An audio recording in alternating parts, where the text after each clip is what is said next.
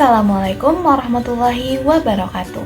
Halo teman-teman semua, kembali lagi bersama saya Deltria Istighfar Rahayu yang kali ini akan membahas materi mengenai bencana alam.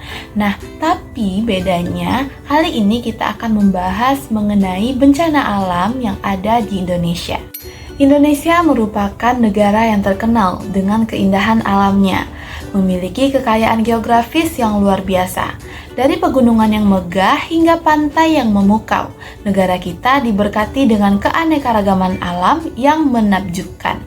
Tapi sayangnya di balik keindahan itu, Indonesia juga merupakan salah satu negara yang paling rawan terhadap bencana, seperti letusan gunung berapi, gempa bumi, tsunami, banjir, serta tanah longsor. Nah, untuk membahas materi lebih lanjut, kita akan mengenal apa sih bencana alam, lalu jenis bencana alam, dan bagaimana sih cara mengatasi ketika terjadi bencana alam. Yuk, simak materinya.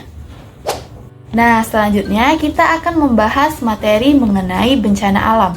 Tapi sebelumnya teman-teman harus tahu dulu, apa sih sebenarnya bencana alam itu? Bencana alam merupakan peristiwa alam yang dapat menyebabkan kerusakan dan kerugian yang besar. Contohnya yaitu banjir, tanah longsor, gempa bumi, dan gunung meletus, serta banyak hal-hal atau contoh-contoh lain dari bencana alam itu sendiri. Mengapa sih sering terjadi bencana alam di Indonesia? Di sini kita akan membahas beberapa alasan mengapa terjadi bencana alam di Indonesia. Yang pertama yaitu letak geografis Indonesia yang berada di cincin api Pasifik, di mana Indonesia terletak di kawasan cincin api Pasifik yang merupakan zona pertemuan lempeng-lempeng tektonik di dunia. Pergerakan lempeng ini menyebabkan Indonesia rawan terhadap gempa bumi dan aktivitas vulkanik. Wilayah ini juga menjadi salah satu pusat aktivitas seismik tertinggi di dunia, sehingga potensi gempa bumi dan tsunami sangat tinggi. Yang kedua yaitu banyak gunung berapi yang aktif. Indonesia memiliki lebih dari 100 gunung berapi aktif, termasuk beberapa yang paling aktif di dunia seperti Gunung Merapi, Gunung Sinabung. Aktivitas vulkanik ini seringkali menyebabkan letusan gunung berapi yang tidak hanya berdampak pada wilayah sekitarnya, tetapi juga mempengaruhi iklim dan ekosistem secara global. Selanjutnya kita akan membahas mengenai jenis-jenis bencana. Yang pertama yaitu ada tsunami. Tsunami merupakan gelombang laut yang besar diakibatkan oleh gangguan di dasar laut. Biasanya disebabkan oleh gempa bumi bawah laut, letusan gunung berapi bawah laut, atau tanah longsor bawah laut. Yang kedua ada tanah longsor. Tanah longsor merupakan pergerakan massa tanah, batu, atau material lain dari lereng gunung atau bukit yang turun ke bawah akibat adanya gravitasi. Tanah longsor sering terjadi di daerah berbukit atau pegunungan dengan lereng yang curam. Yang ketiga yaitu banjir. Banjir merupakan keadaan ketika air menutupi suatu wilayah daratan yang biasanya tidak tergenang oleh air. Banjir sering terjadi akibat curah hujan yang tinggi, meluapnya sungai, atau kenaikan permukaan laut.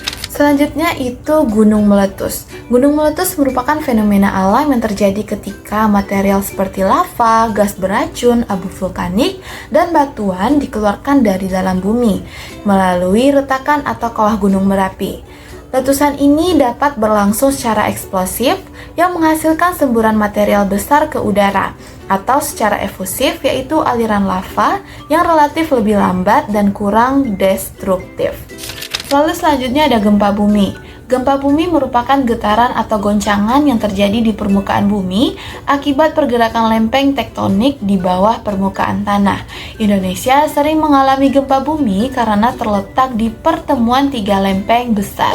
Nah, itulah beberapa jenis bencana alam yang sering terjadi di Indonesia. Selanjutnya kita akan membahas mengenai cara menghadapi bencana alam. Di sini saya akan berbagi cara dalam menghadapi bencana alam. Yang pertama yaitu tetap tenang dan jangan panik ketika terjadi bencana alam. Yang kedua, ikuti petunjuk dari guru atau orang dewasa yang berada di sekitar kita. Yang ketiga, tentunya kita harus mencari tempat yang aman dan bisa berlindung untuk diri diri kita. Yang keempat, bawa perlengkapan darurat seperti surat-surat penting, makanan, baju, dan lain-lainnya. Mungkin sekian materi kita kali ini. Mohon maaf jika ada kesalahan. Assalamualaikum warahmatullahi wabarakatuh.